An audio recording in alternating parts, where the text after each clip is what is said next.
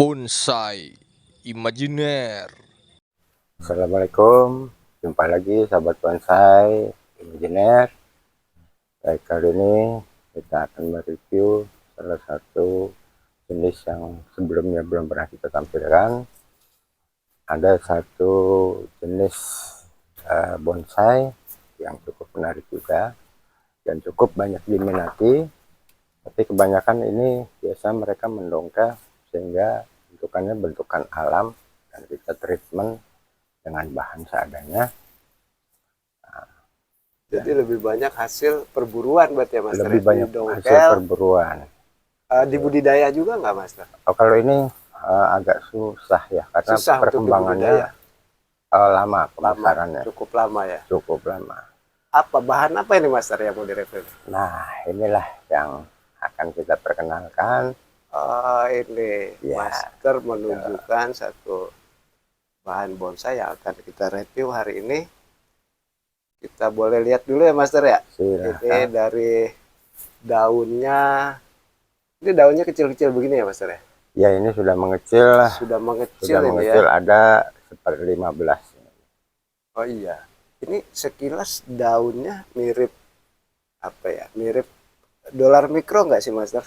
Mirip dolar mikro, tapi dia ngedop ya warnanya. Ya, warnanya ngedop. Iya, kalau ini cenderung lebih atau sancang ya, cuman lebih besar ya. Kalau sancang kan bisa mikro lagi, lebih kecil lagi. Terus mungkin dari sisi ininya dia lebih sedikit tipis daripada mikro ya, Master ya. Betul. Lebih tipis. Dia bisa coba dilihat, Master, di apa daunnya. Perbandingannya dengan kuku aja sebesar ini, kuku jempol. Nah, ini besar daunnya, bentuknya seperti ini, teman-teman. Warnanya dia punya alur yang rapat dan rapi ya kelihatannya, Master ya. Ada garis-garis begitu. Betul. Kelihatannya begitu. Nah, ini juga sudah cukup kecil, tapi mungkin masih bisa mengecil lagi ya semakin lama. Lebih ya, Master, kecil ya? lagi, betul. Nah, ini dari sisi daunnya. Kemudian kita review lagi dari sisi seperti apa sih bentuk batangnya nih, Master. Nah, ini ya. Ini percabangannya warnanya cenderung kecoklatan ya, Master ya. Kuning kecoklatan. Kuning kecoklatan. Ya, tapi kalau sudah matang dia putih. Kalau sudah semakin matang, semakin tua putih, maksudnya ya, dia akan jadi putih. Nah, mungkin ini bagian yang ini sudah memutih nih, Master. Ya. Batangnya ini sudah putih. Ini bukan dicat ya, Master ya. Memang warna ini natural. Warna alaminya begini. Jadi dari sisi tadi dia cenderung coklat kekuningan, tapi semakin tua nanti akan jadi seperti ini. Memutih dan bentuknya itu sepertinya keras sekali. Seperti fosil ya, Master. Oke, ini kemudian coba lagi kita lihat percabangan yang lain. Nah, ini sama, ini juga masih kuning kecoklatan ya, Master. Betul. Nah, ini sudah mulai menuju tua nih, udah kelihatan perubahan warna dan dia terlihat kulitnya itu mau copot atau gimana nih, Master. Semakin lama mungkin kulitnya ini bisa dia akan mengelupas nanti daging utama dari ini kan mengelupas pohonnya itu baru lama-lama memutih. Oke, ini kita bisa lihat, teman-teman, ini dari perakarannya, kemudian ini pohon utamanya, kemudian kita lihat lagi. Kalau dari sisi perakaran ini jenis yang serabut atau seperti apa, Master? Ini akar besar juga. Akar besar serabut juga ya, ada ya. Betul. Kemudian juga sepertinya ditunjang juga akar yang kecil-kecil ya. Ya. Serabut. Jadi kombinasi. Jadi jenis yang begini tuh biasanya cukup kuat ya, Master ya. Cukup kuat ya. Betul. Oke. Nah, jadi ini adalah salah satu jenis yang sebelum-sebelumnya itu beberapa dekade lalu sangat diminati. Orang mengenal dengan nama sisir. Sisir itu yang obat ganteng, Master. Iya, betul. Tapi ini sisir bonsai. Oh, sisir bonsai. Ya, sisir atau nama daerahnya Kaliage. Di ujung Jawa atau Jawa Tengah itu banyak dikenal dengan nama Kaliage. Kaliage sisir itu ya. Jadi bukan sisir yang obat ganteng itu. Ya, ini nama ilmiahnya atau latinnya Codrea cochinensis. Oh, Codrea cochinensis Betul. nama latinnya. Nama latinnya. Di kita biasanya dikenal dengan bonsai sisir. Sisir. Ya, Master. Ya, untuk nasionalnya Untuk sisir. nasional dikenal dengan sisir. Nah, Dan ini daerahnya cukup ada banyak kayak gitu. sekali ya. Artinya salah satu bahan favorit juga untuk para pebonsai. Iya. Master. Nah, makin kesini di alam juga makin berkurang karena perburuan bahan dongkelan itu beberapa tahun kebelakangan ini memang marak sekali. Marak sekali. Dan Dan salah tidak satu terkendali. jenis yang diincar itu jenis ini ya? Ya, salah ini salah satunya. satu jenis favorit. Kenapa bisa jadi favorit, Master? Ya karena bisa dilihat sendiri dari perantingan, dari daun juga bisa mengecil, Daunnya bisa kecil-kecil rapat, bisa dan padat. rapat. Ini kita lihat teman-teman, ini seperti bertumpuk. Ya, padat. Bertumpuk karena rapat Rapat dan sekali di padat. situ. Perantingannya juga rapat. Kemudian yang berikutnya apa lagi yang bikin dia istimewa, Master? Dia punya karakter batang yang keras. Dia punya karakter batang Fosil. yang keras. Biasanya rata-rata begitu, Om Jo. Pohon apa namanya atau bonsai sisir ini jarang sekali yang utuh, pasti ada keroposannya. Kalau yang besar, Yang besar itu ya, jarang yang utuh. jarang. Dia pasti di alam juga sudah semi kering lah keropos. Pasti ada yang keropos dan keroposnya itu tidak membusuk ya, Master? Tidak membusuk, dia mengeras Dia mengeras, atau istilahnya memfosil, memosil. memosil. Justru itulah yang dicari Betul. oleh para pecinta bonsai ya, Betul. karena dia punya karakter yang menonjolkan itu bentuk Betul, salah satunya diantaranya itu. pohon yang sangat keras. Ini kita lihat teman-teman di sini juga, tuh kita lihat ini, itu kelihatan sampai ujung, Master, bolong ini. Iya, Iya, tembus ya. Yang di atas pun sama, tembus. Tembus ya. Gitu. Tetapi si pohon ini tidak mati, Tidak mati. Nah, tidak mati. Ini kan menciptakan karakter yang cukup unik ya, Master ya. cukup unik dan sangat kuat karakternya. Dan dia mengalahkan. sangat kuat. Ini terlihat ini apa bagian apa namanya pohonnya itu cukup keras sekali ini. Iya, betul. Jadi sudah memutih, artinya dia sudah cukup tua, warnanya putih. Nah, ini yang bikin istimewa Ini bonsai sisir. jenis sisir ini. Kalau di Indonesia itu dia endemi Indonesia atau gimana, Master? Sisir ini? Terutama Asia ya. Kalau Asia ya? Asia Tenggara itu. Asia Tenggara ya, dengan iklim yang tropis, betul. Nah, dia iklim tumbuh. yang tidak jauh berbeda dengan Indonesia, kemungkinan besar dia bisa tumbuh. Ya, seperti halnya mungkin Thailand, Ya, ya, Vietnam. mungkin Vietnam. Bahkan ada di luar Indonesia itu jenis sisir yang tidak berduri. Nah, Sisir ini kan yang berduri sebetulnya. Aslinya ini ini berduri ini. Sisir yang ada di kita, Berduri. yang dari Indonesia itu berduri, tapi Ya, ini ini sudah di treatment jadi durinya dibuang. sudah matang, jadi sudah tidak keluar lagi durinya. Jadi ini juga tips nih buat teman-teman pebonsai, kalau kita dapat bahan sisir dari alam itu biasanya ada durinya ya, Mas. Ada durinya. Nah, panjang. langkah pertamanya untuk menjinakkannya menjadi sebuah karya itu habisin dulu durinya, gitu Ya, nggak, Mas? durinya harus Biasanya diambil, begitu ya? treatment secara berkala, dan pada akhirnya ketika sudah meningkat ke tingkat yang matang, dengan sendirinya duri ini tidak akan keluar atau tidak menonjol sekali. Dia kalaupun keluar dia halus durinya. Oh, jadi kalau udah dipotong duri itu nanti dia nggak mungkin tidak tumbuh lagi ya, Mas? Iya, biasanya dia akan keluar kalau ada cabang baru yang menjulur panjang Ya, dan kita karena itu kan diamkan. bicaranya tunas muda ya. Tunas muda, Di betul. tunas Jadi muda prinsipnya tunas muda akan keluar duri. akan keluar duri. Tapi Keluar duri. kalau dia sudah tua begini, seperti ini ya, Mas, yang kita betul. lihat ya. Ini udah mulus nih, nggak ada duri. Sudah nggak ada duri. Sudah nggak ada duri. Karena dulu ketika mudanya mungkin sudah dibersihkan durinya. Dan kita Sehingga treatment terus. di treatment terus sehingga udah tua begini dia udah bersih, nggak ada Ya. durinya. Ini kira-kira sudah berapa tahun nih, Master, untuk istilahnya sampai cukup, keroposannya itu sudah memosil begini? Sudah cukup berwarna lama begini. ini. Cukup lama ya. Cukup lama, di atas Cukup 10 lama. tahun. Sudah pasti di atas 10 tahun. Di Ini atas di 10 tangan trainernya ya, Iya. bukan bicara di alam liarnya ya, Master ya. Betul. Jadi di atas pot ini sudah 10 tahun lebih.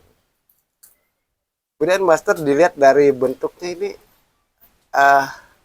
konsepnya apa ini, Master? Konsepnya ini cokan atau tegak lurus. Oh, tegak Ya. lurus. Dan Jadi- umumnya memang sisir kebanyakan Oh, enggak. begitu ya? Enggak juga. Jadi tergantung bahannya aja. Kebetulan ini bahannya Oh, tegak nemu lurus, bahannya tegak lurus. atau dengan istilah bahasa Jepangnya cokan, Cokan, maka ya. kita sesuaikan dengan bahan dan gerak dasar yang sudah kita dapat. Oh begitu. Kalau di umum mungkin juga dikenal dengan istilah upright style itu ya. Jadi Ya, dia lurus ke atas. Betul, tegak lurus. Batang utamanya tegak Batang lurus. utamanya tegak lurus. Betul. Dan dia tetap dipertahankan lurus ke atas. Ya, Nggak ditanam miring, Tidak. nggak direbah ya Mas Betul. ya. Tetap upright atau cokan. Tapi yang bikin menarik teman-teman, ini di bonsai ini dari sisi bentuk memang cukup nyentrik ya, Pastor ya. Kemudian kita bisa melihat di sini kelihatan bagian yang cukup subur sehingga di sini mengeluarkan dahan ranting yang cukup rapat sampai ke atas ini. Tetapi yang sebelah sininya ini dibiarkan kering. betul. Kering. Nah, konsepnya apa nih? Kalau di bonsai dikenalnya dengan istilah apa, Mas? Ya, ini setengah kering. Setengah kering. Nah, kering ini kita treatment yang kita sebut umumnya jin. Jin. Iya, di jin. Ini kita bentuk Iya. keroposan ini sampai berkesan alami ini melalui treatment. Treatment di jin. Di jin. Di jin itu dihalusin, kemudian Dipahat, diukir. diukir sehingga sekalipun dia adalah bagian yang katakanlah kropos atau mati, tetapi fungsinya untuk menunjang sisi tampilan terhadap bagian yang subur ini ya Master ya. Betul. Gitu. Jadi konsepnya setengah kering. Karena setengahnya dibiarkan subur, setengahnya itu. Jadi ini konsepnya begini, ini kan lurus. Nah, lalu kita buat agar terkesan serasi. Ya. Keroposan ini juga mempunyai nilai estetika yang tinggi. Nah, kita treatment, kita lakukan pengukiran atau jin. Kita jin seperti ini, ya di jin seperti ini kita bentuk. Kita lihat teman-teman, ya the jin seperti ini. Ya mungkin awalnya ini enggak lancip-lancip begini ya Mas. Enggak, ya. ini batang lurus. Ini sudah prosesnya treatment, di jin, dibentuk, disesuaikan dengan selera pebonsainya ya Mas ya. Iya, sehingga didapat hasil yang ya sangat menarik untuk dinikmati oleh orang lain.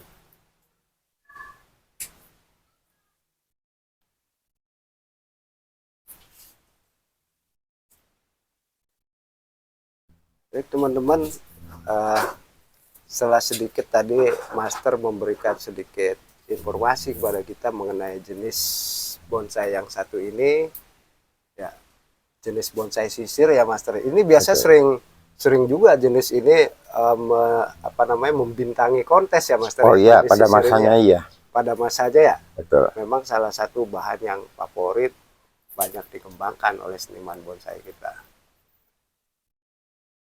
Tapi biasanya awalnya kalau jenis begini tuh ketika di bonsai itu katanya berasal dari Tiongkok ya Mas ya. Betul, Tiongkok, Jepang sebagai kiblatnya, mungkin kiblatnya bonsai ya saat ini ya. Mulai dikembangkan. Awal kita mengenal bonsai Indonesia ini mengiblat ke Jepang. Mengiblatnya ke Jepang. Tapi pada prinsipnya bonsai itu sendiri tercipta atau diawali dari Tiongkok atau Cina. Diawali di Tiongkok, cuma yang lebih konsen itu ke sisi seninya itu Jepang ya. Betul sekali. Jadi kalau di Tiongkok dulu lebih cenderung dia natural, apa adanya pohon ditanam dalam pot, sehingga melahirkan ide yang lebih berkembang lagi dan dikembangkan di Jepang, sehingga orang lebih mengenal seni bonsai ini adalah seni yang berasal dari Jepang.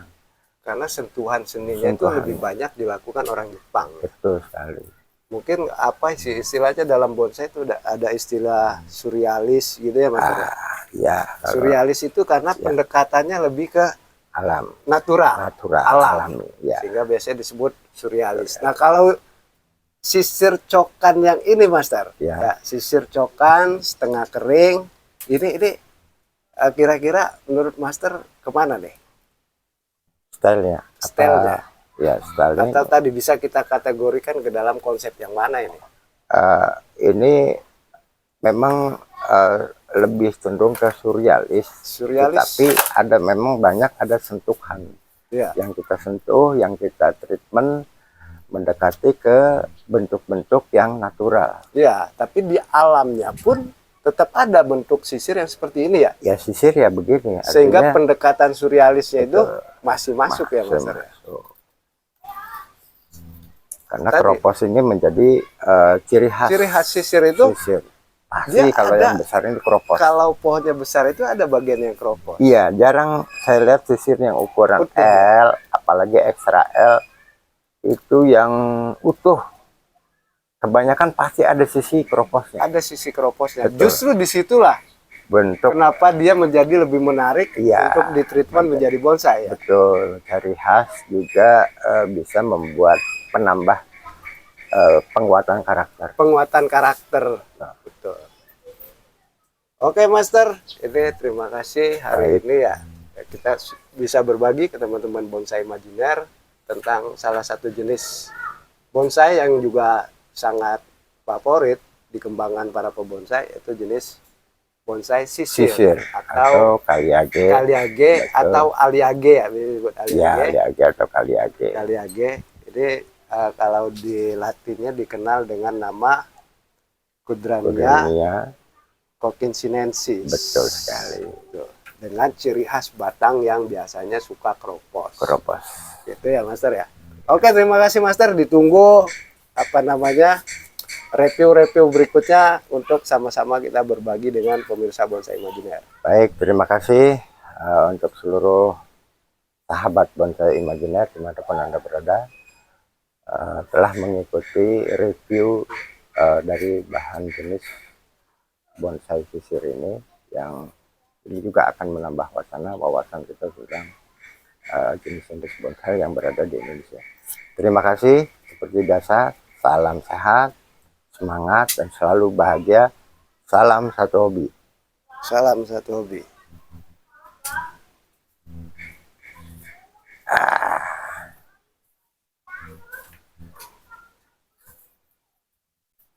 Nah, itu review kok.